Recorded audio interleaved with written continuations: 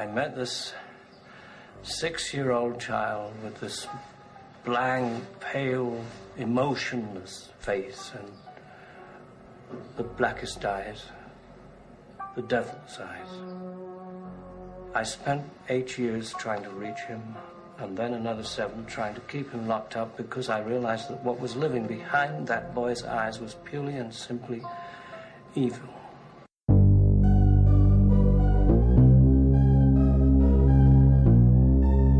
This week is all scary all the time on the CutPrintFilm podcast, episode 34. Here are your hosts, Jeff, Dave, and Chris.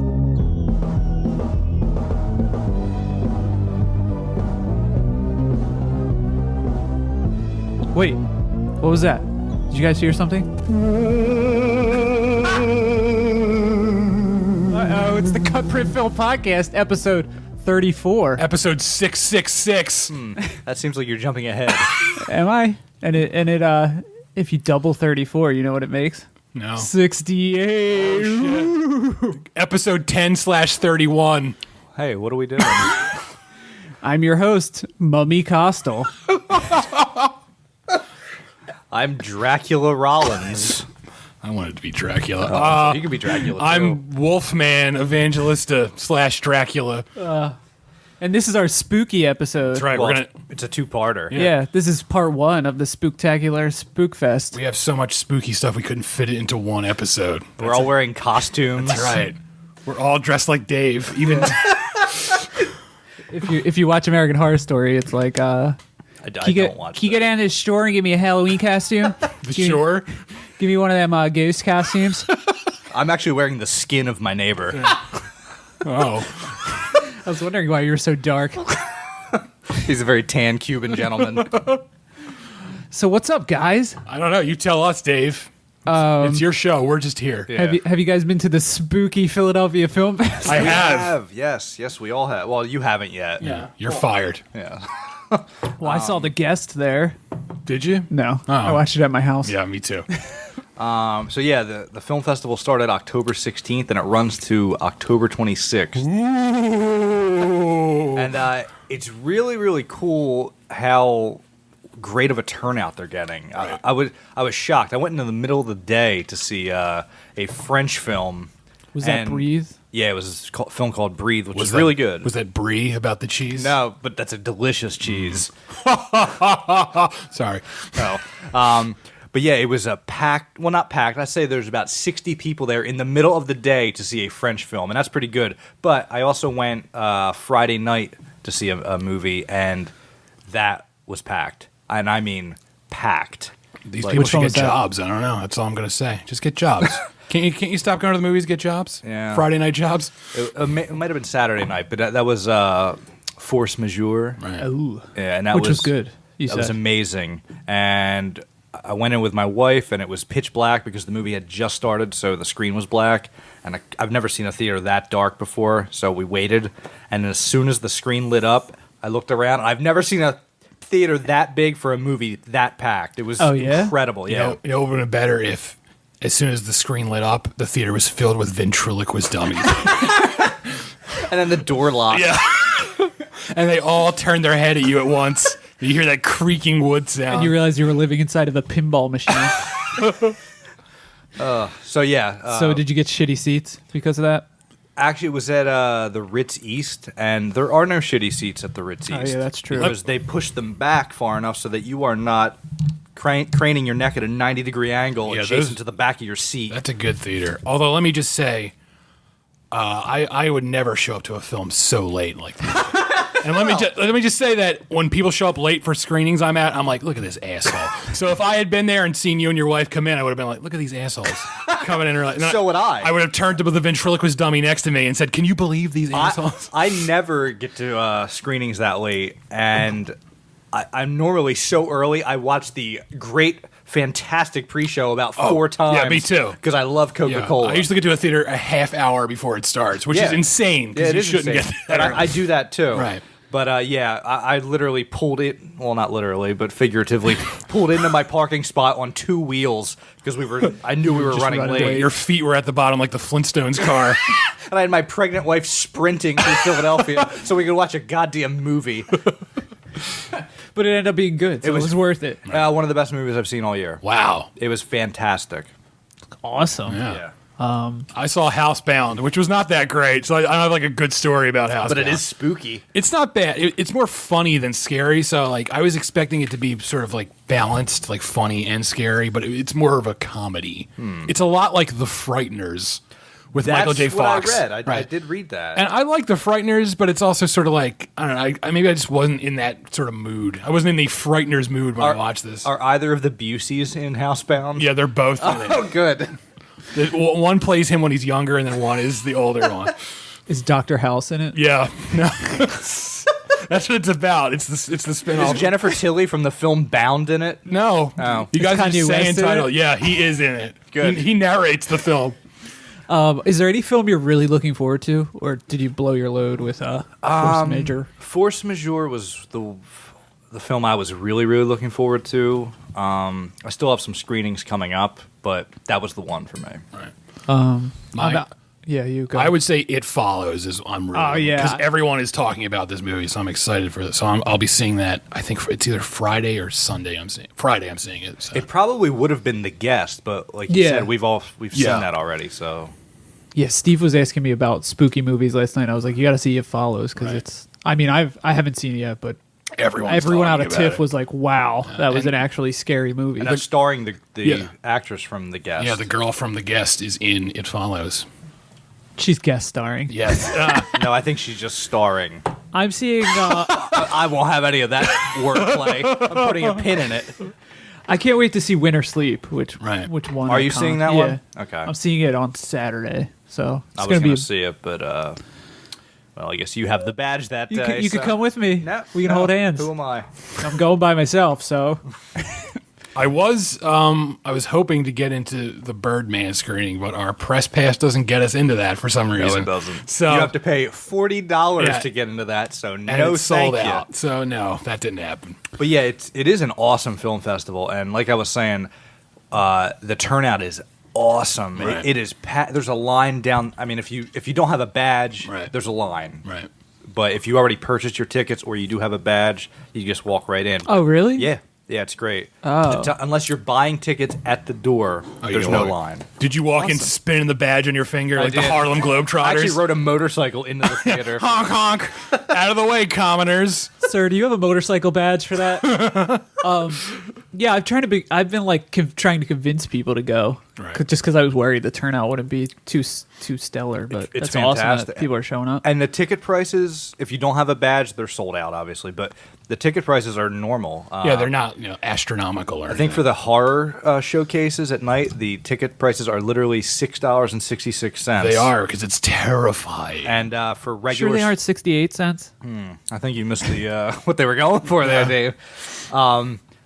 For regular films, I think it's $12, and then there's a bunch of free movies too. I went to a movie today, Glass Chin, which was about worth what I paid to go into it. But it was a free film, and they're playing that movie Mudbloods. It's a documentary about people that actually play Quidditch. Oh, nerds! Yes. You mean? A bunch of hammerheads running around a soccer field on brooms, but that was free. And these films will be screened again. It's not just, if you miss it, you still get 1 to 2 more chances to see it. And if you're a member of the Philly Film Society, as I am, you actually get discounts on a lot of these movies, and that you don't get much else. But no.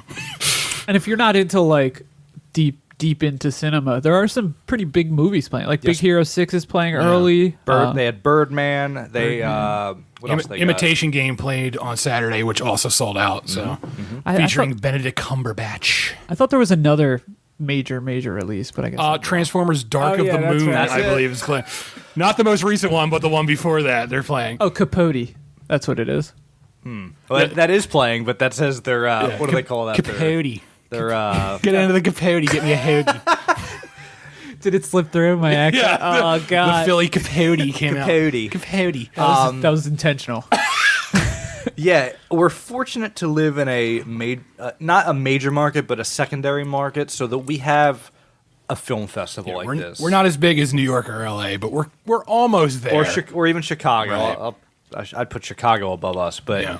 I mean, this is a pretty major film festival. I was shocked at the amount of, like, I was expecting, I won't say dog shit, but I was expecting mostly movies I had never friggin' heard of. So did I. But like, they got a lot of good stuff for this film festival. Yeah, it's. I don't know the exact number, but it's got to be over 100 films. Yeah. Oh, yeah. I remember the number, but I don't remember it. I believe it was That's not helpful at all. It was 666 films. Oh my goodness, how terrifying! That would be so many movies. In a span of a week. Yes. Well, it's pretty impressive for being a, like you said, a secondary film festival, and it doesn't even really have to do with the markets. There's just like the famous film festivals, and then Right. because I don't think Chicago has like a big film festival. They just show the Blues Brothers on a constant loop at their film festival. The Deep Dish Film Festival. Yeah, that's all that happens. But yeah, it's pretty well organized. That all the films are shown at the Ritz, the landmark Ritz theaters. There's 3 of them in Philly, Right. and I think some are at the Roxy as well. Some of them are at the Roxy on Sansom. And then those big guys are at the Prince. Yeah, the which big is- ones are at the Prince Theater. Oh, and if you go to the Roxy, bring a hemorrhoid donut because their seats, I believe, are made from the tombs of dead men. Yeah, so inflate your hemorrhoid donut. Yeah, And, it's like a cute little niche theater, but their It's seats. fucking Iron. Oh man, they're bad. They're bad seats. So but it is a great theater. It And is. I mean, the seats are uncomfortable, but there's still not a bad seat there either because they're pushed so yeah. far toward the back of the theater. I think I'd be more comfortable just standing at that theater for Like the a whole horse. Yeah, just leaning against the Hey, who wall, let that horse in there? Oh, that's eat- just a film critic. eating oats out of a bag as I watch the film. The Roxy's actually better to sit in the front row. So when you go to like the critic screenings, Right. everyone's just packed in Yeah. at the front. Yeah, it's very True. bizarre. You put your feet up on lowly serfs. All right. Well, So yeah, that's the Philadelphia Film Festival, and like I said, the dates for that are October 16th to Sunday, October 26th. And So we'll be- definitely get out there. And we'll be having coverage of the films we see there all week at CutPrintFilm.com. Ah, that's right. Isn't that our website? I think so. I hope so, or else we're in We've been trouble. wasting a lot of time and energy. what's a website? Well, why don't you hit pause and I'll explain. It's all. like a PowerPoint presentation, but with more pictures. Do you have like a little production for the Philadelphia Film Festival? No, Like a I don't. Philadelphia Film Festival. City of brotherly love.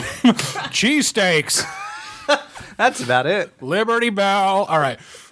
Yeah, we'll play that next week when we talk about the films we saw. Incessantly. There should be like a Philly pit. Like they just play Blowout and Rocky and just all these Philly movies. Yeah, they should. Philadelphia. All the Rocky movies. Yeah. Especially Rocky 4 with a robot.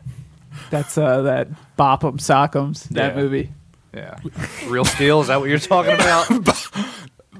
That's not even the real name of the game. Nope. But anyway, Bop'em Sock'ems, everyone. All right. Well, don't we have something going on around here? Yeah, we're Let me see if I can find it. about to round up our director series. Oh, I thought you meant our Russian roulette game we play. our Suicide Pact. It's time to finalize it. After that last joke, I see no other option. Yeah, we're gonna wrap up our Roman Polanski director series with his 1968 film Rosemary's Baby. But first, let me just play this for everybody.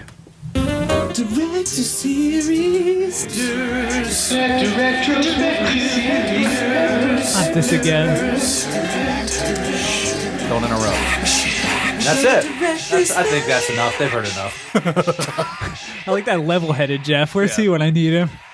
To not play that. Well, I knew he was coming, so I figured I'd. Oh, okay. Plus, I wanted to hear my own voice. I was wondering why you were smiling Yes. from cheek to cheek. Like a Cheshire cat.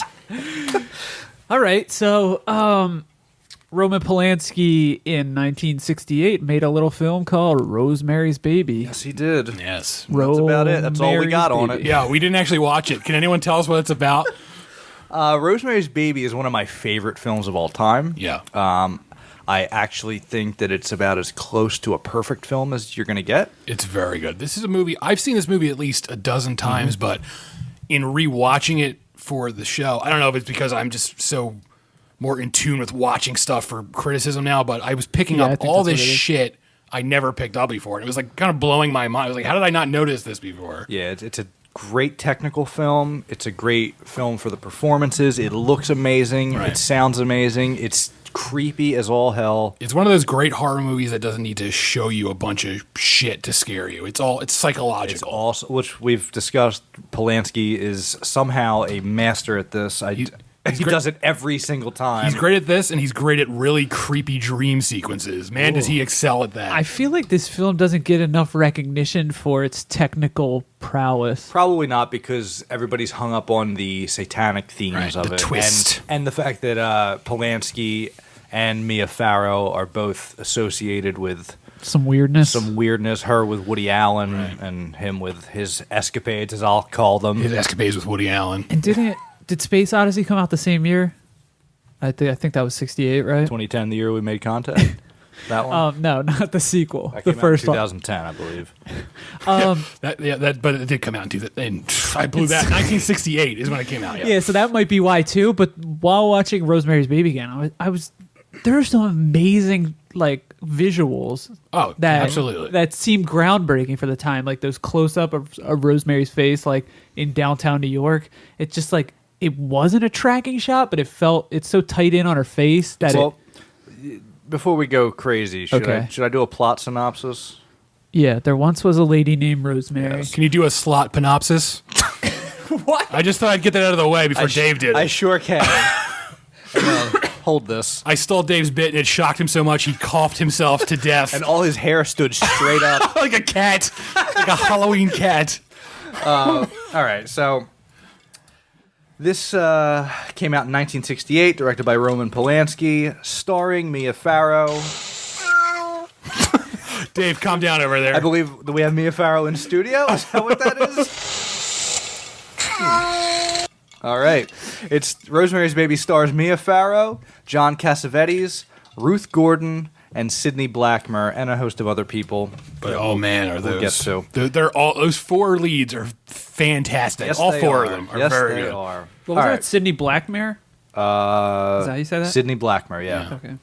So the plot is waifish Rosemary Woodhouse and her struggling actor husband Guy move into the Branford, an old New York City apartment building with an ominous reputation and only elderly residents. Neighbors Roman and Minnie Castevet soon come nosing around to welcome the Woodhouses to the building.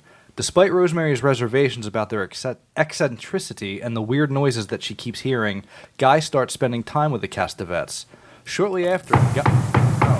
someone's at the door. It must be Rosemary's Baby all grown up. That's the weird noises she hears.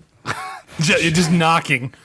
Shortly after Guy lands a plum Broadway role, Minnie starts showing up with homemade chocolate mousse for Rosemary. I believe Guy was in Nobody Loves an Albatross and Luther. Yes, I could be wrong, but... Two wonderful stage productions. He also does some TV commercial work. Yes, he does. Such as the Yamaha. But, I just remembered he's also in Nobody Loves an Albatross and Luther. I don't think they tell us that enough in this film. No, they don't. Where was I? Nobody Loves an Albatross and Luther, I believe, is where you were. Minnie starts showing up with homemade chocolate mousse for Rosemary. When Rosemary becomes pregnant after a mousse-provoked nightmare of being raped by a beast, the Castevets take a special interest in her welfare. Also, this nightmare takes place on John F. Kennedy's yacht, I should point out, which is insane and cool. As the sickened Rosemary becomes increasingly isolated, she begins to suspect that the Castevet circle is not what it seems. The diabolical truth is revealed only after Rosemary gives birth, and the baby is taken away from her, and it is revealed that he is the son of Satan. Hail Satan! Holy smokes! With a wonderful line reading by that gentleman in a chair. I love that they give you no time to process. Nope. Hail Satan! She's like, what's wrong with his eyes? Hail Satan! God is dead! So, yeah. And then, which my favorite part of this whole thing is... The cops just showed up. After being horrified, she just accepts it and pretty much is like, all right, I'll raise the son of Satan. Yes, after a woman sticks her tongue out at her. Oh, what a bitch that woman is. So we're jumping all the way to the end. And an Asian man takes a picture. Yes, there's the token Asian Satanist. There's a host of ethnic backgrounds here. There's a Greek gentleman that's just off the plane, apparently. He just shows up. I loved that, like, just the kooky Satanist gang that's just hanging out in this apartment. This is great. So let's go back to the very beginning, where Rosemary and Guy are checking out this abandoned apartment in the Bramford Hotel, which was they used the Dakota. And we all know what happened there. Yeah, John Lennon lived there and also died there. I didn't know that, and I just got goosebumps. I'm not kidding. He was killed by Rosemary's Baby, alias Mark David Chapman. Open up that cage, put the goose back in it. This is an oven, Jeff. We'll be eating this goose. Pluck those feathers. You, sir, what day is it? So yeah. Actually, let's go back even further, because the opening credits of Rosemary's Baby are played to the sounds of Mia Farrow singing this lullaby that is simply... Well, first of all, it's beautiful, but it's also darkly beautiful. It's chilling. It's a terrifying sound. And if you were going to sing a lullaby to the Antichrist, it would be this song, I believe. You don't want to sing this to your sweet little boy if he's not the Antichrist. It would be this, or it would be Rain of Blood by Slayer. Yeah. I mean, perhaps if your boy was Gabriel the Archangel, you might sing something different. What about Dragula? Yeah. Through the ditches. Well, no. Dave, I was born in the back of a Dragula. It's very rude. All right. So yeah, the film opens with these pink title cards. Yeah, it's like, oh, what's going on? Yeah, what kind of movie? I thought this was a horror movie. And it is, but it isn't. And then Rosemary singing, Mia Farrow singing this lullaby over it that's just, it gets to you. It gets to your core there. Right, and you get these haunting aerial shots of the building in New York. And then it settles on the Dakota, or the Bramford building. As they call it in the film. And then we meet Guy and Rosemary Woodhouse, who are apartment shopping, and they find and fall in love with this apartment that the tenant recently died in. Yes. And well, she didn't die in the apartment. Okay. She died in the hospital, but she very old, and right from the start, you get the sense that just something is wrong. Like, in the hallway, like the floor is like falling apart, and then they go into the apartment and they find a large dresser has been pushed over a closet secretary. door. Yeah, they call it a secretary. Yeah, it's a large secretary. Her name's Maud. Yeah, they put secretary at the racehorse has been pushed in front of the door. And there's like there's a room where she has like a garden in the apartment, and it's all these weird herbs and stuff like that. And there's a note pinned to the a bulletin board that says, "I can no longer associate with," and it ends. Yeah. So, and that is like, whoa. Yeah. What happened to this woman? Yeah. And why is all her stuff still in place? Why didn't anybody collect it? Right.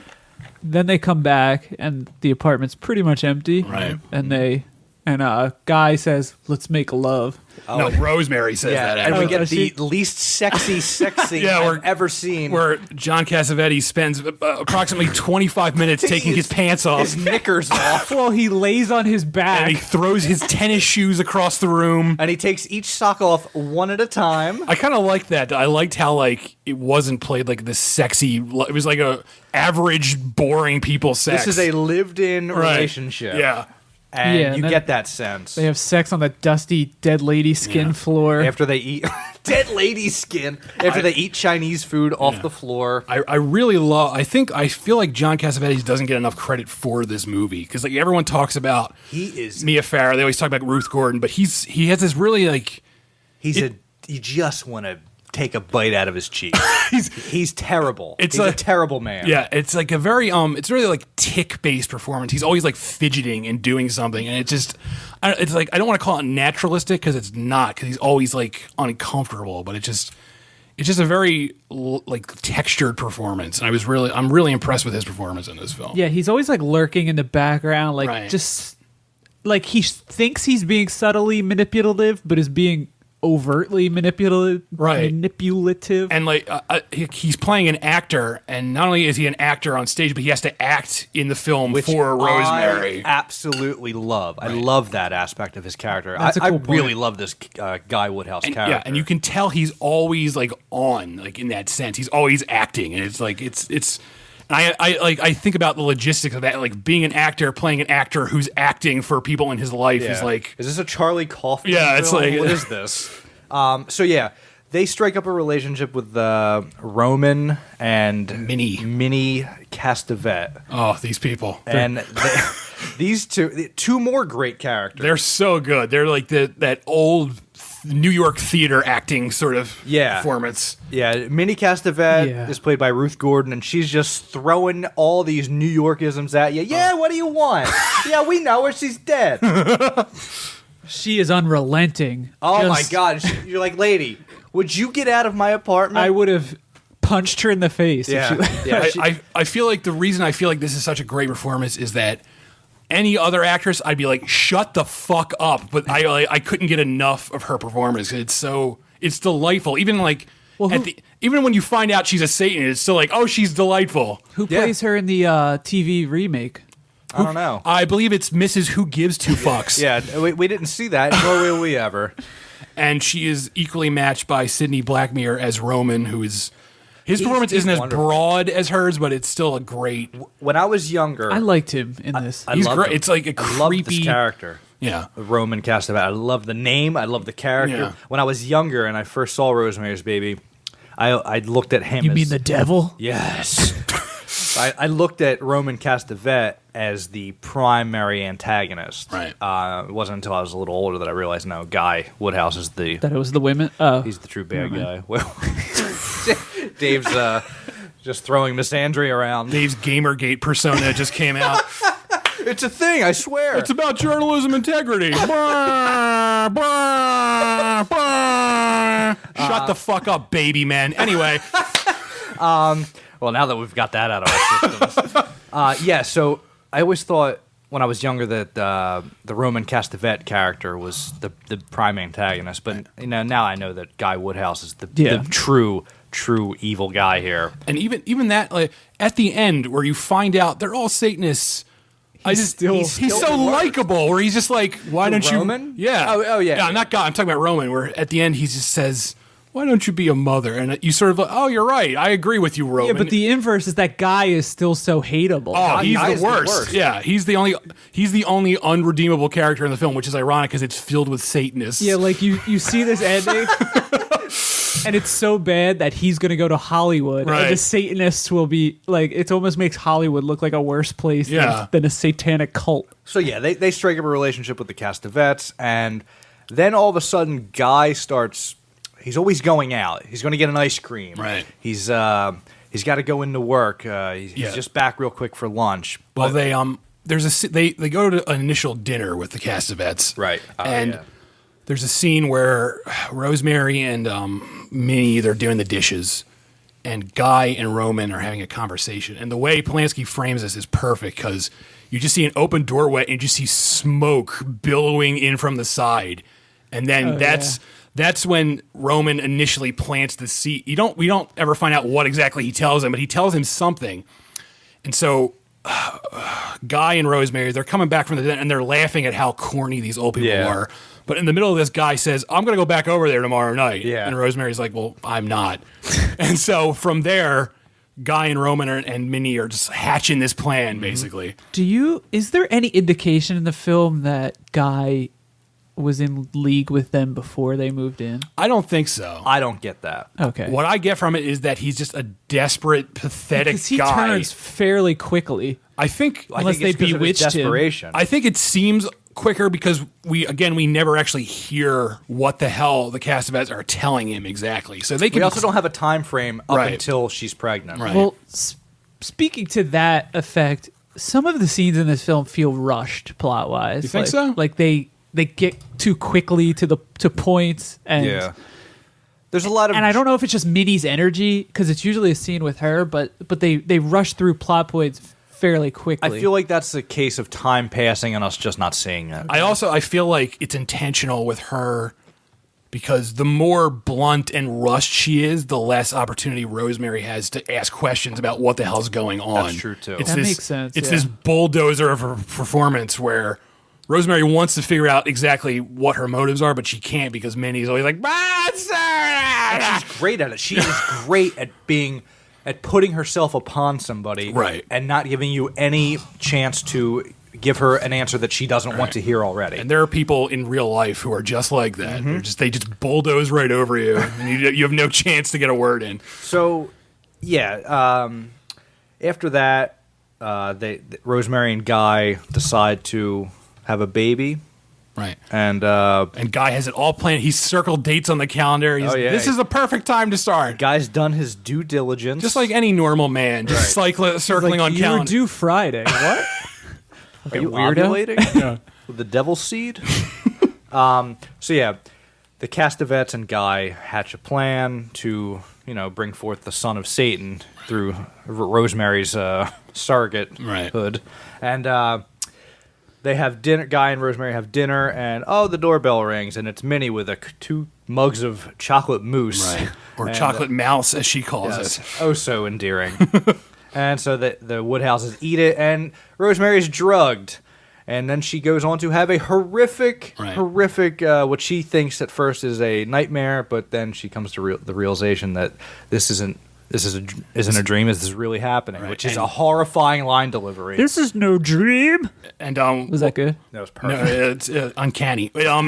What happens is she tastes something funny in the mousse, a chalky undertaste, and Guy, because he wants her to eat it because he knows there's drugs in it. He's all, eat it, what the fuck? And he's very paternal. Right. And so she says, oh, can you get me something? And when his back is turned, she pours it into her napkin. Yeah. So she doesn't eat it all, and that's why he gets half poison. And that's why she's not fully drugged, and that's why she's sort of conscious during the devil rape on JFK's yacht. One of 2 rapes. Yes.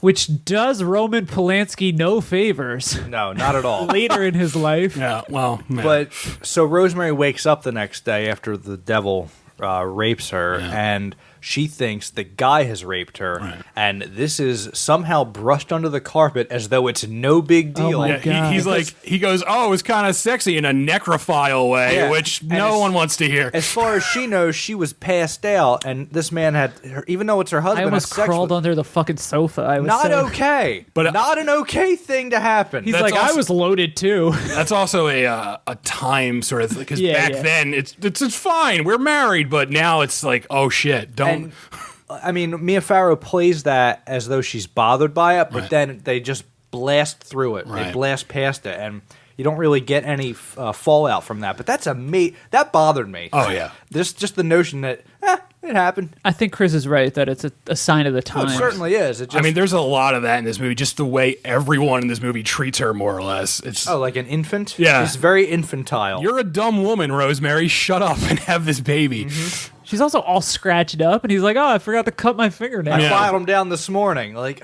you piece of garbage. Yeah, that's the first instance where you turn on Guy, and you're like, fuck this guy. Fuck Guy. Yeah, the other one is where he gets his juicy role on Broadway by serving up the tie of another the guy that he was the understudy for to the Castavets, and this actor goes bewitch him, and the actor goes blind, and the actor is voiced by Tony Curtis. I forgot about that. Yeah, I did forget about that. He did sound very familiar. All right, we're a half hour in. You wanna? Let's break for a Kit Kat bar. We'll have a lot more to say. I think I have a few Kit Kats left over from my trick or treat bag from last year. If you don't mind the worms.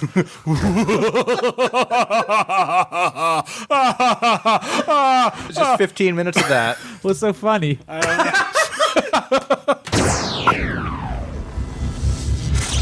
As Halloween approaches, you have to prepare yourself for what might happen. More orange sprinkles. It's a special time of year, and Dunkin' Donuts is dressing up their donuts for the occasion. And here's the werewolf. So come to Dunkin' Donuts and get into the spirit of Halloween. We'd like some Halloween donuts, please. Oh, of course.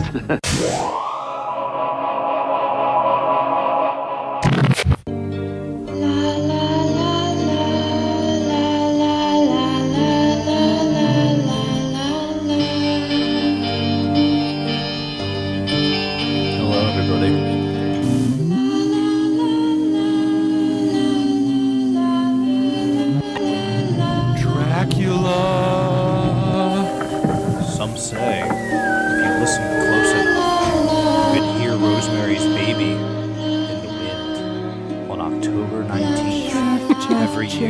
every year. But only on that date. Only on that date. This isn't worth looking forward to. Between 4:30 p.m. and 4:35 p.m. Hello, everybody.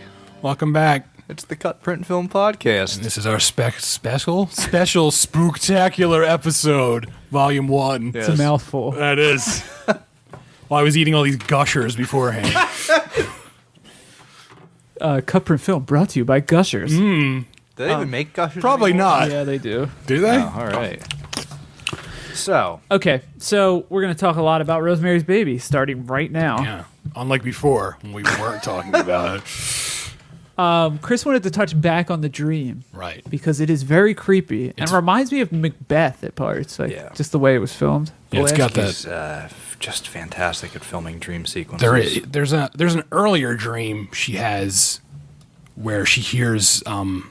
We didn't talk about the Castavets. They have a house guest who kills herself, or maybe doesn't kill herself. Yeah. So basically, they were planning to impregnate her with the devil's seed, and she either couldn't handle it or they had to kill her because after Rosemary and Guy, they find the woman's dead body on the street. They go back to their apartment, and Rosemary, while she's falling asleep, hears the Castavets arguing. And you hear Minnie say, I told you shouldn't have told her about it. She wouldn't be open-minded. And while Rosemary is falling asleep, she's sort of half awake, half dreaming. And you see a nun, and the nun is moving her lips, but the dialogue is this distant dialogue. That was really creepy. From the apartment. And that's so perfect because I've had that same experience when I was in high school. And I fell asleep in a class once, and I was dreaming about something, but the person in the dream was saying what the teacher was saying. Yeah, it was Dracula. You were dreaming of your own funeral. Yeah. My name is Abraham Lincoln, by the way.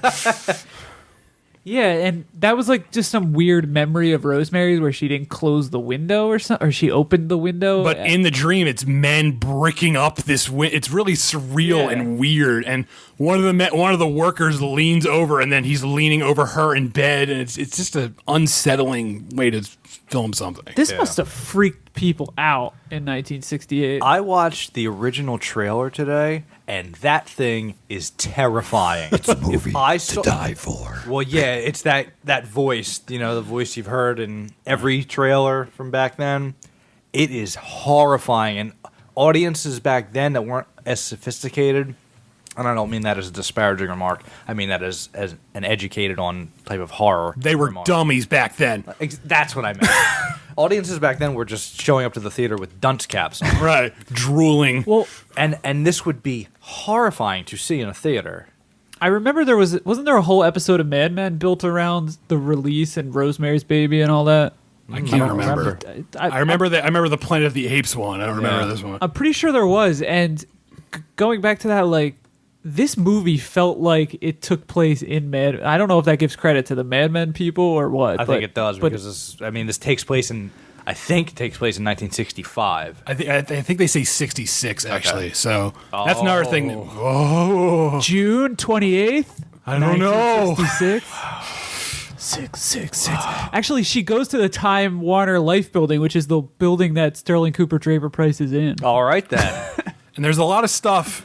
Well, there's your connection. There's a lot of stuff in the film that's picked from actual stuff in it. There's a whole thing with the Pope visiting Yankee Stadium, and then the Time magazine cover that says "Is God Dead?" which was a real Time magazine cover, which caused a huge uproar when it came out. She saw that in the doctor's office. Now, was that Dr. Abraham Saperstein? I think that was Dr. Charles Grodin. Yes, Charles Grodin is in this film. He plays a bowl of dry shredded wheat. He's Saperstein. How many times are you going to say that? Like 3 or 4. Played by Ralph. He's played by Ralph Bellamy. I didn't like. You didn't like Saperstein? Yeah, I don't know why. He annoyed the shit out of me. I liked him. I thought he was a fine performer. He was the only Satanist I didn't like not from an acting standpoint. Just he seemed like of all the Satanists, he seemed like the biggest jerk of all of them. Yeah, maybe that's what it was. Well, that's because he goon arms her at the end of the film into the taxi. Right. It also just felt like, how did they get an OBGYN into their satanic cult, the best one in the city? Yeah. Maybe that's how he got his own practice. A deal with the devil. Yeah. Just like Tony Curtis used to be the best OBGYN. Yeah, well, what's wrong with Dr. Hill? What a fucking asshole. He's a jerk. Yeah. I think that's another sign of the times, though. Yeah, that is a sign of This times where raving woman came in. This hysterical lady. Talking about a plot against her, and he said, yeah, right, toots. Clearly her vagina is making her say crazy things. I think that's more or less what But it seemed like he was understanding until she mentioned Saperstein, which maybe he's like, oh, I don't want to get in a league with the devil. His beard is insane. Well, I'm literally dry shredded wheat. I don't want to get milk poured on me. Saperstein's known for his milk pouring. I don't want to get soggy. Tassin. It smells bad. It's Tannis. Oh, Tannis root. Tannis root. Yeah, so or Rosemary Tannis anyone, as she says. 3 serving 2. It's a game of Tannis. Which is an anagram of what? Satin. Oh, the okay. silky material. Yes, what my pants are made out of. Anyway, back to the dreams. I don't have a lot to say about the dream. It's just I just love the way, just everything about this dream sequence is excellent. It's remarkable. Yeah, Scoot's wearing satin pants. We're hung up on it for a second. I can't believe you guys never noticed my satin pants. They're so comfortable. I just thought it was a kilt. So yeah, Polanski is fantastic at filming these fantastic dream sequences. He did it in Macbeth. He does it in Rosemary's Baby twice. I think the thing that just struck me so much about the dream sequence, and this was the thing I never picked up on before until rewatching it, is that they're on JFK's yacht and JFK is in the dream sequence. I somehow never caught that before. I didn't either. But for some reason, when I rewatched it, I noticed there's a scene where she has a friend. The friend's named Hutch. He's this old man who's he's played by Will Smith, I believe. Yeah. Oh, God damn it. We got the same joke. Kevin James shows up, and then he helps him out. He's played Maurice Evans is the actor's name. And where did I get Will Smith? I don't know. You're a weirdo. Oh, that's Hitch. Yeah. Thank you for explaining it to everybody. Hutch is sort of the one person who believes that something's up, but in the dream, Hutch is standing below the boat, and he's holding a bunch of maps, and it's weird. And Rosemary says, oh, is Hutch going to come with us? And this guy says to her, oh, Catholics only. And I noticed the voice the actor was putting on was this bad Kennedy impression, and I said, Catholics only. And that's pretty much what it sounds like. And I thought, is that supposed to be Kennedy? So I Googled JFK Rosemary's Baby, and I came up with all this stuff saying that yes, and in the book they point out explicitly that she's supposed to be on JFK's yacht. And again, this film is set in '66, so it's fairly recent after the assassination, which just makes it extra creepy that she's dreaming about JFK while she's getting raped by Bobby. the devil. Yeah, no, it's not. It could be Bobby. It could be Teddy. His accent is like the guy on Boardwalk Empire who plays Joe Kennedy. Yeah. It's like really over the top. But yeah, I just liked her floating on the water and in the bed that's in the water. She goes down under the boat, and that kind of it brought back that knife in the water. Yeah. Oh, that was the other. There's a woman who comes down and she says, oh, is the music too loud? And she was putting on a weird accent, too, because she's supposed to be Jackie Kennedy, which makes it even weirder that Jackie Kennedy's like, oh, I'm about to get raped by the devil. All right, so you mentioned knife in the water, and there's a lot of isolation themes in that. Yeah. And once Rosemary becomes pregnant and starts to sort of catch on to Guy and the Castavets being part of this plot against her. Cult. All of them witches, if you will. Oh, yeah. Get out the Scrabble board. The real horror of this film is the isolation of Rosemary. She's isolated from everyone she knows. Right. Nobody will listen to her, and she's sort of a prisoner The only person in her who- own situation. The only person who will listen is Hutch, and the witches quickly witch him. She doesn't even get to see him again. Right. He's like, oh, I'll look into this, and then he goes into a coma and dies. Yeah, because Guy took one of his gloves and Right. served it up to Roman Castavet. That's how witches do their thing. You take a clothing item, you're done for. But there's a point in the film where the ambiguity of is this just Rosemary being crazy starts to amplify. Yeah. And that almost was more terrifying Right. than the actual. Because she physically looks unwell. She comes back from Vidal Sassoon, and he's given her Noel Gallagher's haircut from Oasis. Yeah, it's the Julius Caesar cut, I believe. But it's like we had only been experiencing everything from Rosemary's point of view at that point, so it's unreliable. And if it had turned out that the baby died and then she went and kidnapped the neighbor's baby that just moved in, like that could have been even equally as horrifying of a movie. Right. Instead of Hail Satan. Well, that Hail Satan thing, that's I think that's meant to be funny. And there's a lot of funny things in this film. Absolutely. A lot of funny things. Ruth Gordon, she's hilarious, she's hysterical. nonstop. Even Roman, because he's just so plainly saying these like very outlandish things. Right. And Guy too.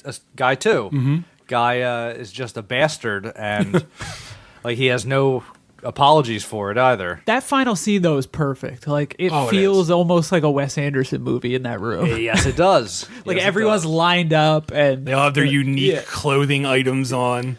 And there's the Asian guy taking pictures, and it's like, why is he here? Like, just to, it's like, can we stop that stereotype already? That ending is a perfect mix of, I don't know, because even almost like an airplane movie. It's funny, but it's also subtly disturbing just because she accepts all of this. She's fully on board with raising the devil. Well, we don't know. She just starts singing, and then it's over. Well, she starts rocking the crib, and she seems perfectly okay. I wonder whatever happened to Rosemary's Baby. Oh, I hear that was a sequel that no one saw. Yeah, but what if she rocks it like a hurricane? Yeah, well, let me get out my amp, play a few licks. But yeah, aside from Guy being an absolute, just being the worst, the Rosemary's inability to get anybody to listen to her always bothered me about this film. Yeah, it's upsetting. It scares the hell out of me that's going to happen to me one day. Yeah. Is that Kafka-esque? Is that what? I would say that, yeah. Oh, I get a point. A golden star. Well, now we're going to take it away because you had to point it out. Yeah. Yeah, you said, that reminds me, this is totally off track, but when she eats the moose, she's like, do I get a golden star? Right. Because he's being like weirdly paternal through this whole movie. Throughout the whole thing, he's yelling creepy. at her. He's telling her He what takes her book away. He's not a very good manipulator. I mean, he gets it done, but he's terrible at being subtle about it. He's like, oh, I threw that away. I threw that book in the garbage. Yeah, the book that your good friend gave you. I just threw it out. I don't know.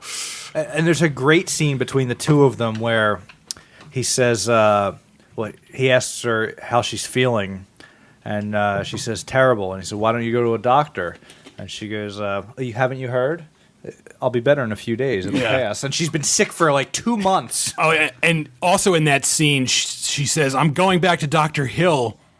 And he says, Guy says, that's not fair to Saperstein, which is like the worst fucking. I almost put my head through the TV when the first time I saw the movie, and he said that. I almost flipped out. It's not fair. Which is great because it's invoking what it's supposed to be invoking. Yeah. It's making you furious. Yeah. But her, like, are we supposed to believe that the herb drink and later the pills that she takes are impairing her judgment? Because I'm always fuzzy about the drinks and the herbs she's wearing around her neck. I don't understand it. I mean, it's deliberately vague. The way I always see it is, at first, the drink that Minnie keeps giving her is meant to make her incapacitated because they don't want her, because Rosemary has other friends, and there's a scene where she has a party with them, and basically that's what they're trying to avoid, her talking to other people. And when it gets to the point where she's at her wit's end, she's about to go to Dr. Hill, they sort of stop drugging her, and that she sort of starts getting better. Yeah. I her thought color comes back. Right. Yeah, but does she stop drinking the drink at that point? Because then she's eating the cakes. She keeps drinking the drink, but I feel like at that point they just keep giving her the drink without whatever that was in it that was incapacitating her in it anymore, because they realize, oh, she's wise to us. Because I just feel like at certain points any normal person would have run earlier, but maybe it's because we can see things that she can't. Can we see anything that she can't see in the movie? No. So it's we never see Guy meeting with the Castavets. She is in every scene of the film. Yeah. There's that beautiful scene. Like, it's my favorite scene in the movie where it's like a one shot of her creeping around the apartment when she finds the door at first, but then Guy comes back into the apartment and the cradle's rocking and she stops it with the butcher knife. It's just like she just reaches out across the doorway and stops it. It's like that would be on that Perfect Shots Twitter. Yeah. There's also the scene where she's crossing the street and she yeah. throws out that charm with the tannis root in it, and that was shot. She actually just walked into traffic. Polanski told her nobody's going to hit a pregnant woman. Yeah. So they didn't plan it. They just walk out in the street. And, well, it looks real because it is. It looks dangerous. So what's the deal with her hair getting cut? Like, did they just try the wigs at first, and because they don't look good? I don't know what that was early in the movie. Maybe I think it's in the book because this book, the film is extremely faithful to the book. It's one of the most even Ira Levin, who wrote the book, said it's one of the most faithful films he's ever seen based on a book. Basically, this was Polanski's first adaptation of someone else's material, and I don't know if he was just being respectful or he just thought this was how you did it, but he just literally it's almost word for word from the book, to the point that clothes people wear, the way rooms look, they're exactly how they are in the book. That's incredible. A lot of filmmakers, when they adapt a book, they'll put their own spin on it. Like someone in a book who has a beard won't have a beard in a movie, something like that. But Polanski was extremely faithful. So I think that's just a case of the book had it that way, and that's just the way it is. Right. But the Can you short... sing that last line for me? No. Sing it. But just the way it is. That was... the short haircut was basically how Mia Farrow's hair was in the film. So. And that's what I figured. Maybe she showed up on set the first day and Roman was like, what the fuck? Made her wear a wig. And then because the wigs don't look great in the early part. Like, I didn't think they looked that bad. I mean, I don't know. I was watching the Blu-ray version and you could kind of tell that they were wigs. But then like they also just blow through it. Supporting husband Guy gives her some encouraging comments about what her. an asshole. God, he's just the worst. That haircut's the worst mistake you ever made. Yeah. You can't believe you paid someone for That's that. what it was. Yeah, Vidal Sassoon. Yeah, it's Vidal Sassoon. I've been saying that all day. Who gets a credit in the opening credits. It says That is hilarious. Mrs. Farrow's hairstyle by Vidal Sassoon. So yeah, where were we? We're in my basement right now. Oh, all right. Yeah. Well, I think I need to go to the hospital. I don't know where I'm at. So Knife in the Water had a lot of Christian symbolism, and this does as well. It's almost like reverse Yeah. Yeah. Christian symbolism. Yeah. Her name's Rosemary, and she's the reverse Mary, but she's wearing those like blue frocks the whole movie, dressed essentially exactly like Mary for the later part of the movie, but especially when she goes into the Satan room. Yeah. I thought that was Satan really room. cool. Just stuff like that, little things like that were awesome. Did you guys? No, you got nothing on symbolism. I feel like the whole movie is just nothing that's not too overt. Right. I didn't notice any like little winks or nudges. The whole thing where she has to figure out the anagram, that was a lot cool. of fun. I love liked that. One thing I think is almost too much, and it's clearly got to be done in a tongue-in-cheek manner, is that at the end when well, first of all, when the baby is in a crib, which is all in black, because it's the evil baby, and also there's instead of a mobile hanging above the crib, there's an upside down cross, which is a part of me is like that's a little too much, but a part of me recognizes it's just supposed to be funny. Yeah, the ending lays it on a little thick, but that like you said, it's supposed to be funny. There's so much humor in this movie, even though it is a horror movie. Right. It's darkly funny. It's a darkly funny ending.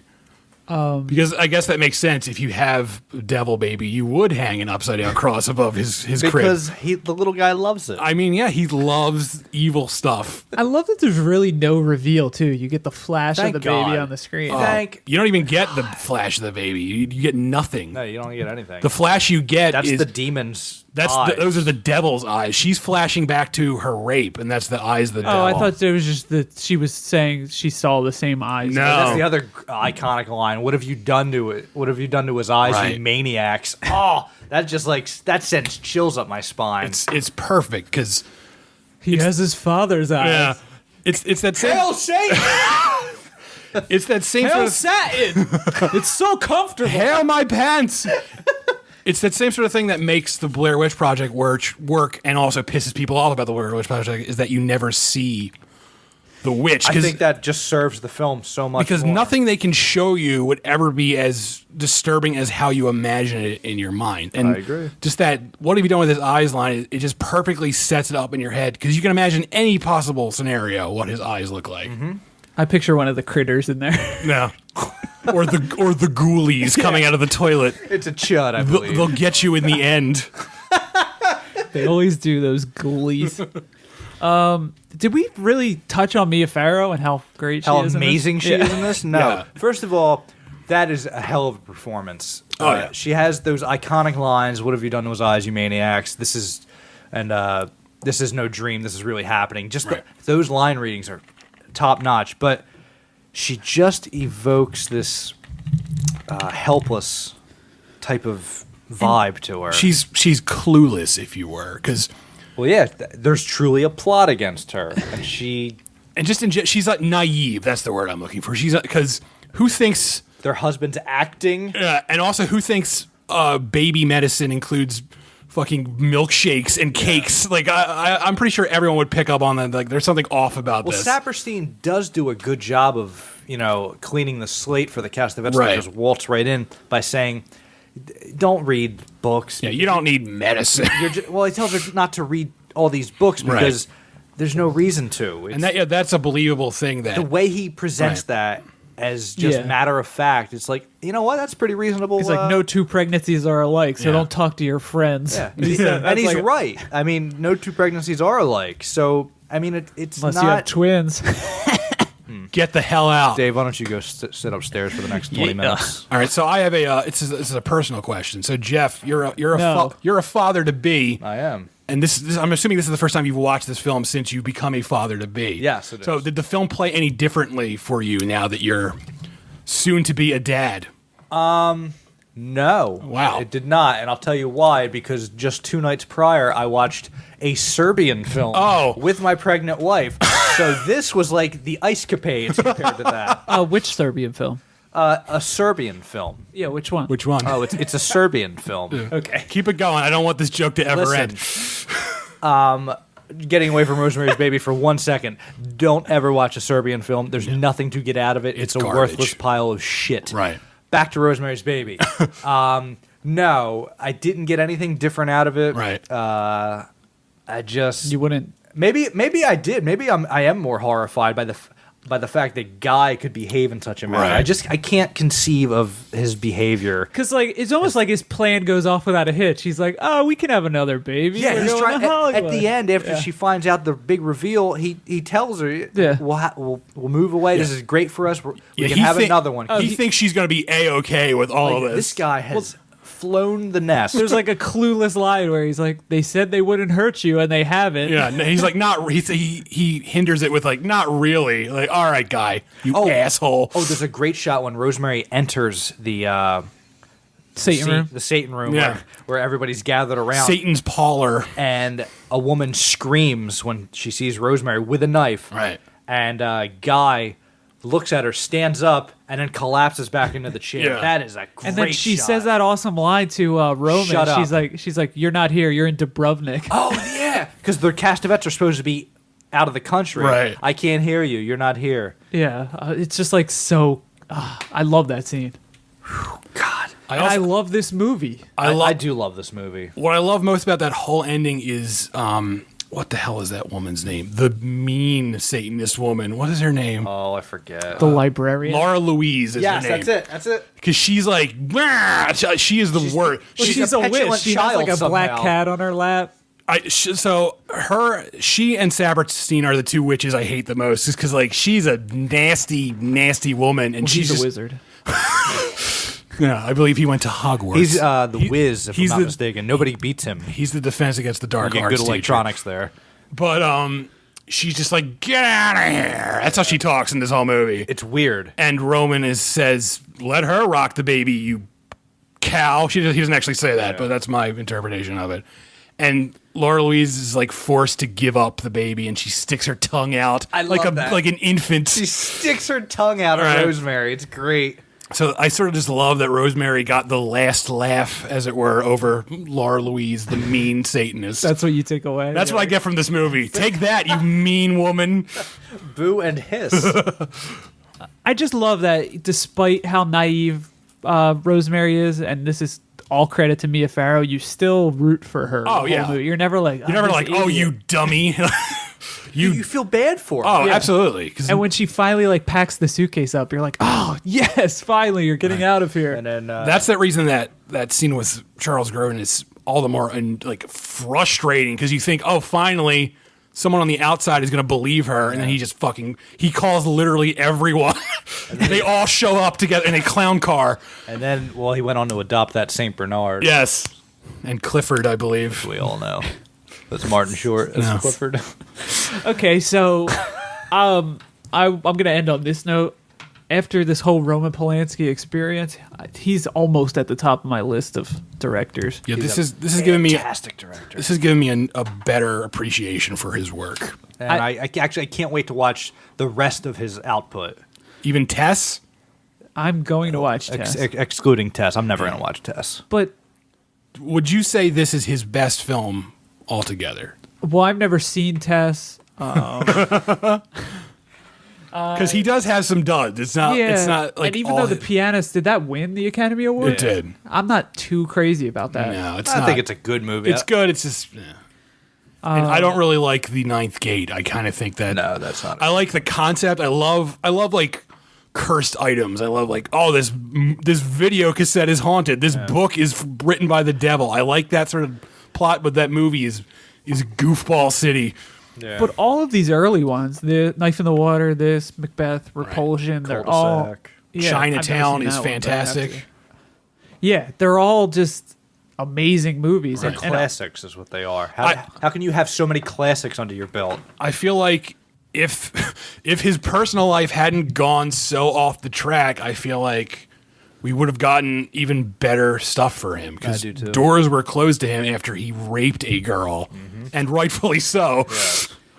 But isn't it kind of strange that his wife was actually murdered by a satanic cult? Like, I don't think strange is the word. I would say unfortunate. No, but like this was before Sharon Tate was murdered. Oh yeah, and that's just so bizarre. It is. It's incredibly strange. And this might have had a play in the Manson family doing what they did. This movie existing. Yeah, I remember hearing that they picked the house at random in one of those A&E documentaries, but I'm not sure if that's true. Yeah, I really don't know. But to have the elements of that, and then the weird date rapey elements that would later come into his life. I mean, this is a weird. Even the building itself, because there's a part where Roman and Guy and Rosemary, they go to eat dinner with Hutch, and he tells them all about how the building has this cursed history, and then later John Lennon will be murdered at this building. It's just crazy. It's just these weird parallels.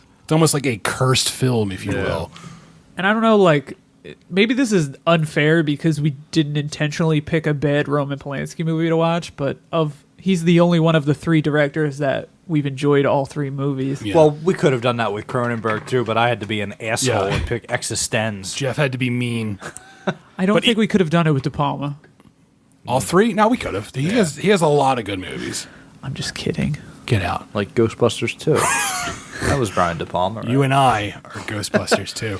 Right, and so jumping back, even just to not go off the rails, but even Mia Farrow in real life, her husband ended up betraying her in some point, just like in this movie. It's insane. The parallels. There's a lot of parallels to draw off with this movie. And although I don't think Woody Allen is a Satanist, I'll just put that out there. He could be. The verdict has not come back yet. Yeah. Oh, and the guy's name is Roman Cassavetes. Get out. Yeah. Get out. Like Roman Polanski. I'm not even going to humor him. Right. And then John Cassavetes. Oh. Look at me. Just box him out. Box Dave out. All right. Rosemary. Somehow he's still going. What's happening? All right, so that's our director series. Dave, let me put this wild under your tongue. I think you're having a seizure. Here, bite my belt. That's our director series on Roman Polanski. Next week, we're taking a break from director Woodhouse, series. you said Housebound earlier. We're going to be doing our Spooktacular Part 2 next week. Right. So. More Halloween stuff. Very spooky. So I guess we should do some movie recommendations now. Yes, we should. I was watching some movies with Frankenstein, and then Dracula came over. He said, "Can you recommend some movies for me?" And I said, "Why, yes." And then we picked CutPrintFilm movie picks. It was a graveyard smash. Hang on, we need a moment to compose ourselves.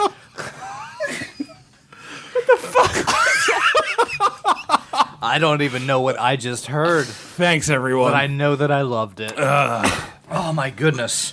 That was the Monster Mash. Does anybody have a hanky so I can wipe the tears from mine eye?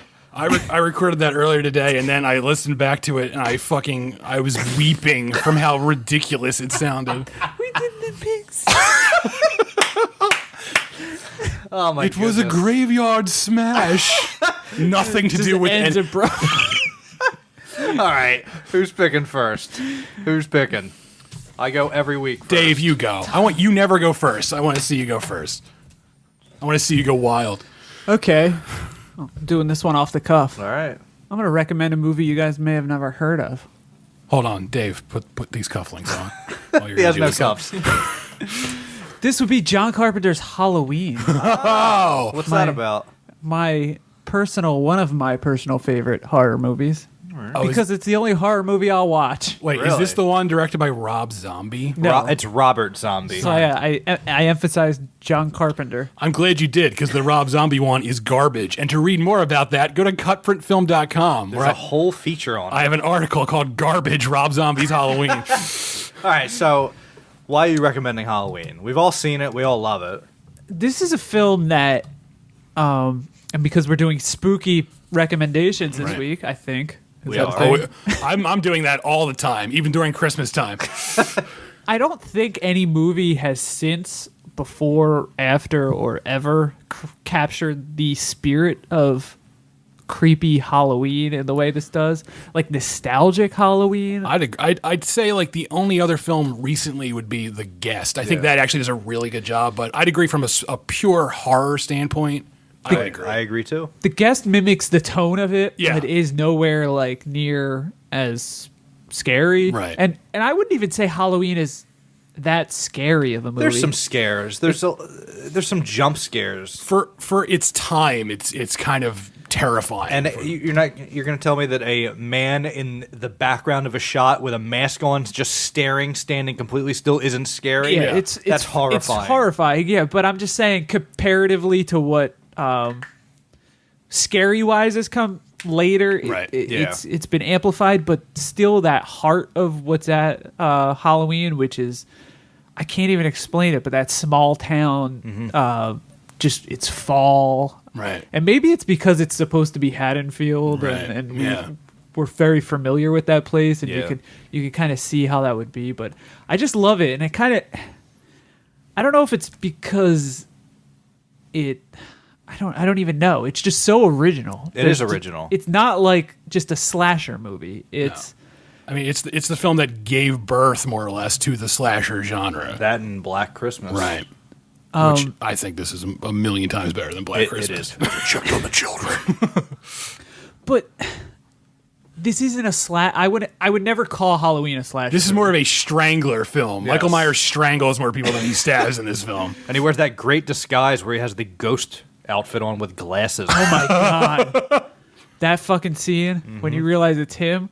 But I mean, I think a perfect way to realize how good this movie is to watch it back to back with the Rob Zombie one and see how badly he misses the point of this movie. I mean, you can say you like the Rob Zombie one as its own movie, but if you compare it to Halloween, it's a disaster how terribly he misses the point of this film. Yeah. yeah, and I'm not going to ramble about Halloween too much because there is like a cult of people who have devoted their life to websites and everything about just that one movie and maybe the second one that starts. The 6th one's pretty good too. Immediately after. Yeah. I think that my favorite is Halloween Resurrection with Busta Rhymes. That's Trick or Treat, motherfucker, if I'm not mistaken. Yeah, he kicks Michael Myers in the chest. But the things I like about Halloween are what you were just saying, the idea of him being under that ghost costume in the one scene, and to think like, why there's a scene off camera where he's putting that sheet over his body. He's putting a ghost disguise on. And just that to me is so psychotic, but you never really get, as much as the film focuses on like the psychosis of Michael Myers with like Dr. Loomis and all that, right. it never actually, you never understand him.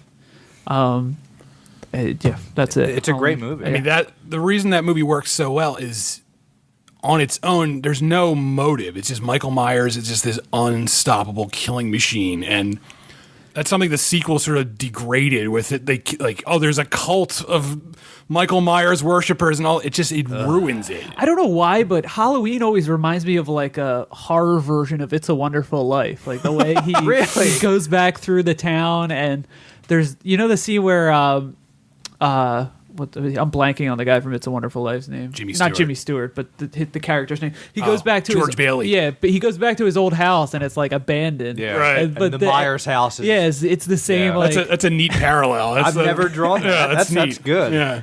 All right. So Halloween's your pick. yeah, no, Halloween 2. Oh. It starts and his body's not there anymore. No, you don't ever have to watch that. And he's in the hospital for some reason. Oh, is that from the Saw films? Wait, what was that? Somebody who wants to play a game. That reminds me. It's a talking puppet. That reminds me, as I'm plugging everything this way and Do you have that. a Saw garbage? Yeah, well, I have a ongoing retrospective of the entire Saw franchise on CutPrintFilm.com. Nice. And I think it's been read by Not even a full person. 0.7 people. Half of 7 people read I always this. check to see how many Saw puppets it got, but I never read it. You're the worst, Dave. Dave. I think Jeff is my only audience. I love that series. Thanks, Jeff. It's excellent. Okay. You want to go? Yeah, I'll go. All right. Go home, he means. Yeah, I am out of here. Good. My pick, since this is still Shocktober, is 2000's Shadow of a Vampire. Directed by E. Elias Murhigi. I'm going to guess that's how you say his name. Irish lad? Yeah. You nailed it. This film, it's a fictional film about the making of F.W. Murnau's Nosferatu. And Willem Dafoe plays the actor Max Schreck. And I'm sure everyone's familiar, even if they haven't seen it, they're familiar with the look of Nosferatu. The grotesque vampire. And so this film posits that Max Schreck wasn't just an actor; he was a real vampire who looked like this. He was really Count Orlok. Yeah, and so John Malkovich plays F.W. Murnau making the film, and basically he recruits Max Schreck to be in his vampire movie, and he fully knows that this guy's a vampire. He goes to Transylvania to get him. It's I think it's like Bulgaria. He goes to do the Transylvania twist. Yeah, it's no Graveyard Smash, but it's close. So. Basically, this film is about Murnau keeps trying to get his film made. Meanwhile, Max Schreck keeps drinking the blood of everyone on set, and so it's sort of a comedy, but it's also oddly dark, and it's a real weirdly poetic movie because there's a lot of jokes, but I'd say the last half hour of the film are just bleak, sort of. The moral of the film is that F.W. Murnau is just this lunatic who will do anything to get his movie made, including just sacrifice hire a vampire and sacrifice people on his crew. And I've never seen this. It's in my queue. I've been meaning to watch it for years. It's excellent. It's funny. It's creepy. Willem Dafoe is fantastic as Max Schreck. It's he's believable as just a real vampire, basically, and it's not like a corny sort of movie vampire. He's just this sad, lonely vampire living. Basically, the movie says he's just been living in this castle alone for centuries, and then F.W. Murnau, while scouting locations, just came across him and said, "Be in my movie, real vampire." That's great. It's a neat sort of movie. So it sounds funny. It sounds similar to Only Lovers Left Alive. Like, I guess so, but I would say this is a little This is a little more serious in its tone. That's why actually sounds good. I think this is on Netflix. It was last time I checked. So yeah, I can't remember if it's on Netflix or Hulu, but it's definitely streaming because it's in one of my queues somewhere. So if you haven't seen it, I would highly recommend this film. All right. I want to play a game. And what was the film? You did Shadow of the Vampire. Did I not say the title like a rube?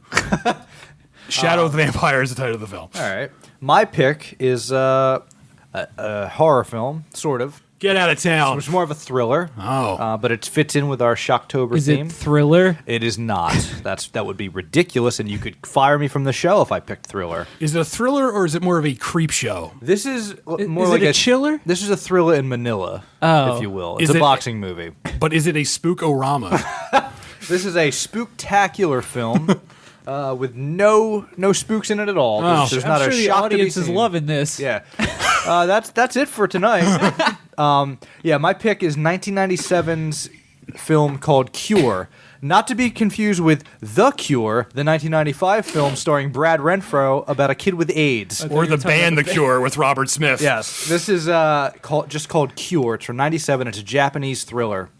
Directed by Kiyoshi Kurosawa, who also did Pulse and Tokyo Sonata and a whole lot of shit I'll never watch because it just sounds miserable. I've seen Pulse. I haven't seen. How is that? It's all right. It didn't sound It's your typical J horror film. Yeah. Where This is a thriller, not a horror film.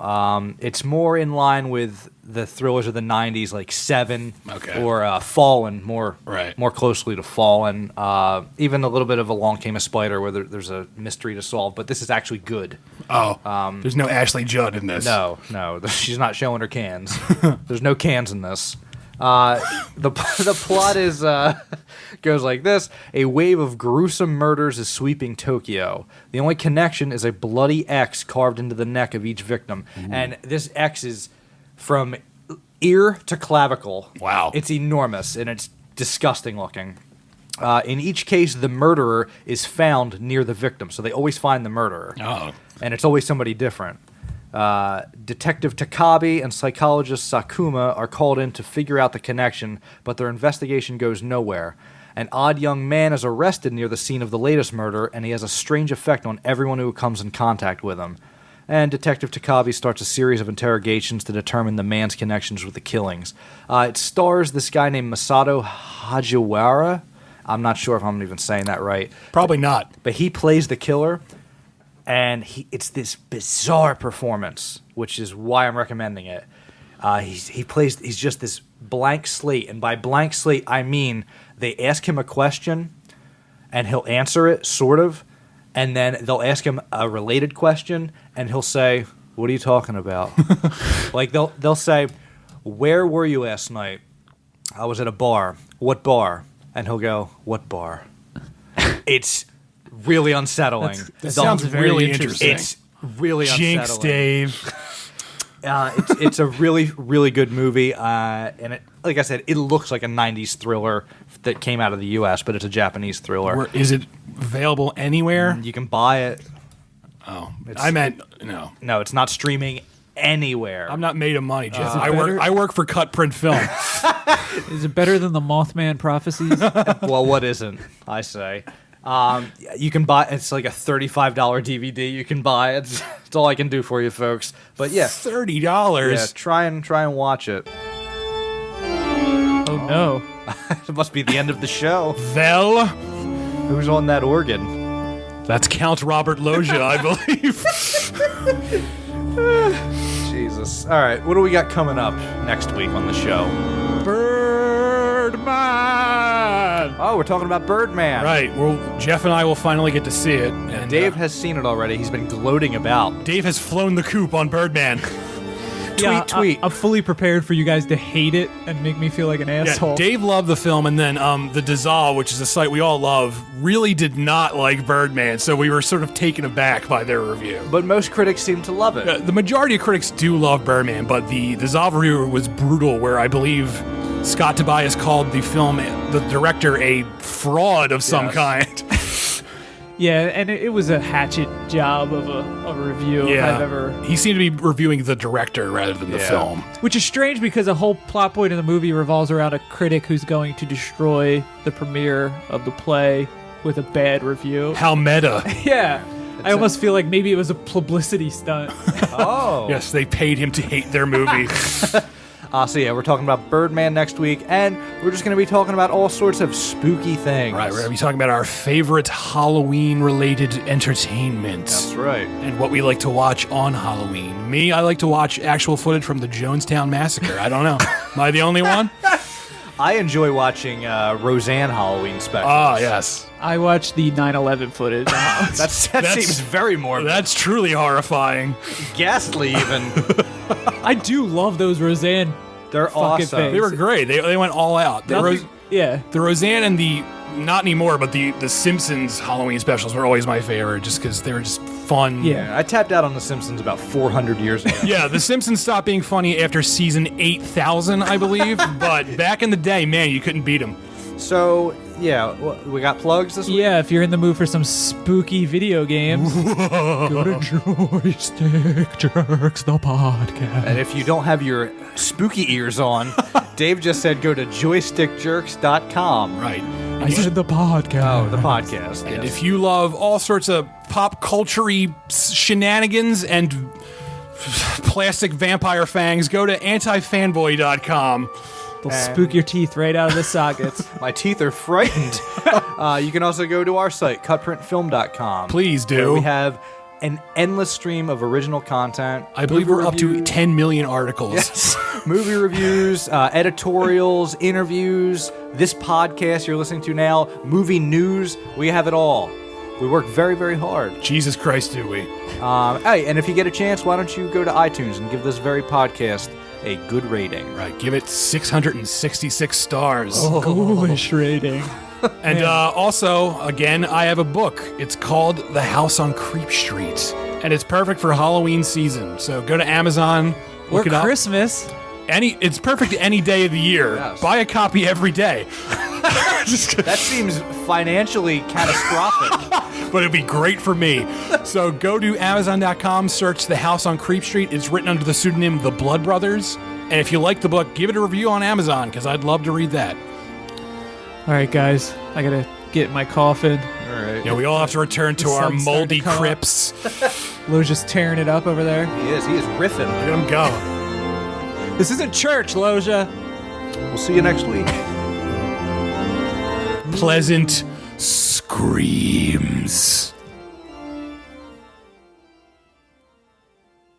Wouldn't it be sweet screams? Yeah, I think you're on to something there. Shut up.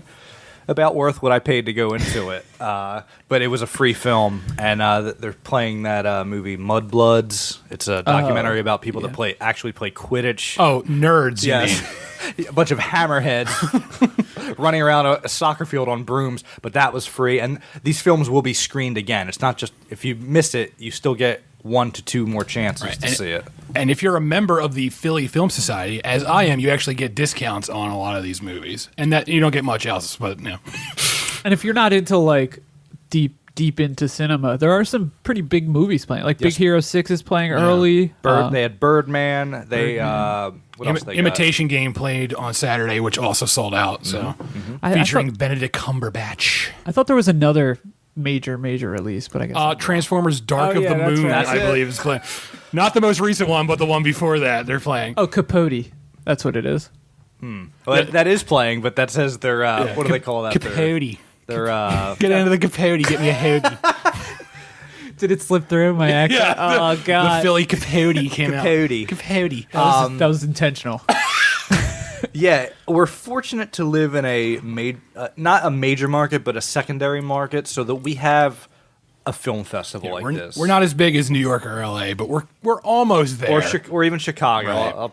Right. I'd put Chicago above us, but I mean, this is a pretty major film festival. I was shocked at the amount of, I was expecting, I wouldn't say dog shit, but I was expecting mostly movies I had never friggin' heard of. So did I. But they got a lot of good stuff for this film festival. Yeah, it's I don't know the exact number, but it's got to be over 100 films. Yeah. Oh, yeah. I remember the number, but I don't remember it. I believe it was That's not helpful at all. It was 666 films. Oh my goodness, how terrifying. That would be so many movies. In the span of a week. Yes. Well, it's pretty impressive for being like you said, a secondary film festival. Would never show up to a film so late like that. And let me just say that when people show up late for screenings I'm at, I'm like, look at this asshole. So if I had been there and seen you and your wife come in, I would have been like, look at these assholes coming in early. So would I. I would have turned to the ventriloquist dummy next to me and said, can you believe these assholes? I never get to screenings that late, and I'm normally so early. I watch the great, fantastic pre-show about 4 times. Yeah, me too. Because I love Coca-Cola. I usually get to a theater a half hour before it starts, which is insane. Yeah, it you is shouldn't insane. get that. And I do that too. Right. But I literally pulled it, well, not literally, but figuratively, pulled into my parking spot on 2 wheels because I knew we were running late. Your feet were at the bottom like the Flintstones car. And I had my pregnant wife sprinting through Philadelphia so we could watch a goddamn movie. But it ended up being good. So it was worth it. One of the best movies I've seen all year. Wow. It was fantastic. Awesome. Yeah. I saw Housebound, which was not that great, so I don't have like a good story about Housebound. But it is spooky. It's not bad. It's more funny than scary, so like I was expecting it to be sort of like balanced, like funny and scary, but it's more of a comedy. It's a lot like The Frighteners with Michael J. Fox. That's what I read. I did read that. And I like The Frighteners, but it's also sort of like, I don't know, maybe I just wasn't in that sort of mood. I wasn't in the Frighteners mood when I watched this. Are either of the Buseys in Housebound? Yeah, they're both in it. Oh, good. One plays him when he's younger, and then one is the older one. Is Dr. House in it? Yeah. No. That's what it's about. It's the spinoff. Is Jennifer Tilly from the film Bound in it? No. Oh. You guys are Kanye just saying West in title. it? Yeah, he is in it. Good. He narrates the film. Is there any film you're really looking forward to, or did you blow your load with Force Major? Force Majeure was the film I was really, really looking forward to. I still have some screenings coming up, but that was the one for me. Right. Yeah, you go. I would say It Follows is I'm really because yeah. everyone is talking about this movie, so I'm excited for this. So I'll be seeing that. I think it's either Friday or Sunday. I'm seeing it. So. It probably would have been The Guest, but like you said, we've seen that already. So yeah, Steve was asking me about spooky movies last night. I was like, you got to see It Follows because it's. I mean, I haven't seen it yet, but everyone out of TIFF was like, wow, that was an actually scary movie. And that's starring the actress from The Guest. Yeah, the girl from The Guest is in It Follows. She's guest starring. Yes. No, I think she's just starring. I'm seeing. I won't have any of that wordplay. I'm putting a pin in it. I can't wait to see Winter Sleep, which one. Are you seeing that one? Okay. I'm seeing it on Saturday, so I was going to see it, but well, I guess you have the badge that day. You could come with me. No, we can hold hands. Who am I? I'm going by myself, so. I was hoping to get into the Birdman screening, but our press pass doesn't get us into that for some reason. No, it doesn't. So you have to pay $40 to get into that. So no, it's sold thank out. you. So no, that didn't happen. But yeah, it is an awesome film festival, and like I was saying, the turnout is awesome. Right. It is. There's a line down. I mean, if you don't have a badge, Right. there's a line. Right. But if you already purchased your tickets or you do have a badge, you just walk right in. Oh, really? Yeah. Yeah, it's great. Oh. Unless you're buying tickets at the door, there's no line. Did you walk in spinning the badge on your finger like the Harlem Globetrotters? I actually rode a motorcycle into the theater. Honk, honk. Out of the way, commoners. Sir, do you have a motorcycle badge for that? Yeah, I've been like trying to convince people to go, just because I was worried the turnout wouldn't be too stellar. But it's that's awesome fantastic. that people are showing up. And the ticket prices, if you don't have a badge, they're sold out, obviously. But the ticket prices are normal. Yeah, they're not astronomical. I think for the horror showcases at night, the ticket prices are literally $6.66. They are, because it's terrifying. And for regular, Sure, they aren't 68 cents. I think you missed the what they were going for there, Dave. For regular films, I think it's $12, and then there's a bunch of free movies too. I went to a movie today, Glass Chin, which was. I met this 6-year-old child with this blank, pale, emotionless face and the blackest eyes, the devil's eyes. I spent 8 years trying to reach him, and then another 7 trying to keep him locked up, because I realized that what was living behind that boy's eyes was purely and simply evil.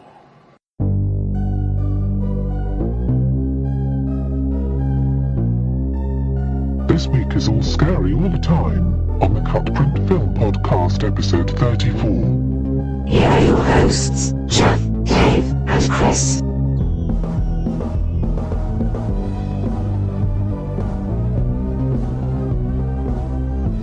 Wait, what was that? Did you guys hear something? Uh-oh, it's the CutPrint Film Podcast, episode 34. Episode 666. That seems like you're jumping ahead. Am I? And it if you double 34, you know what it makes? No. 68. Oh, shit. Episode 10/31. Hey, what are we doing? I'm your host, Mummy Costal. I'm Dracula Rollins. I wanted to be Dracula. You could be Dracula, too. I'm Wolfman Evangelista / Dracula. And this is our spooky episode. That's right. Well, it's a two-parter. Yeah, this is part 1 of the Spooktacular Spookfest. We have so much spooky stuff we couldn't fit it into one episode. We're all wearing costumes. That's right. We're all dressed like Dave. Even If you watch American Horror Story, it's like I don't watch Can you go down to the store and give me a Halloween costume? Sure. Give me one of them ghost costumes. I'm actually wearing the skin of my neighbor. Oh. I was wondering why you were so dark. He's a very tan Cuban gentleman. So what's up, guys? I don't know. You tell us, Dave. It's your show. We're just here. Yeah. Have you guys been to the spooky Philadelphia Film Fest? I have. Yes, we all have. Well, you haven't yet. Yeah. You're fired. Yeah. Well, I saw the guest there. Did you? No, Oh. I watched it at my house. Yeah, me too.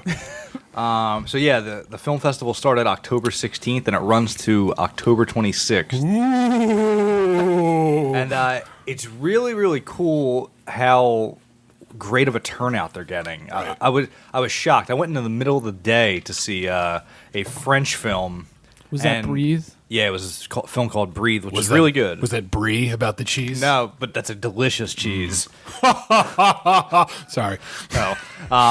But yeah, it was a packed, well, not packed. I'd say there's about 60 people there in the middle of the day to see a French film, and that's pretty good. But I also went Friday night to see a movie, and that was packed. And I mean packed.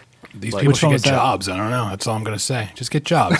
Can't you stop going to the movies, get jobs? Yeah. Friday night jobs? It might have been Saturday night, but that was Force Majeure. Right. Ooh. Yeah, and that Which was good. That was amazing. And I went in with my wife, and it was pitch black because the movie had just started, so the screen was black. And I've never seen a theater that dark before, so we waited. And as soon as the screen lit up, I looked around. I've never seen a theater that big for a movie that packed. It was incredible. Yeah. You know, it would have been better if, as soon as the screen lit up, the theater was filled with ventriloquist dummies. And then the door locked. Yeah. And they all turned their head at you at once. You hear that creaking wood sound. And you realize you were living inside of a pinball machine. So yeah. So did you get shitty seats because of that? Actually, it was at the Ritz East, and there are no shitty seats at the Ritz East. Oh, yeah, that's true. Because they pushed them back far enough so that you are not craning your neck at a 90-degree angle adjacent to the back of your seat. That's a good theater. Although, let me just say, I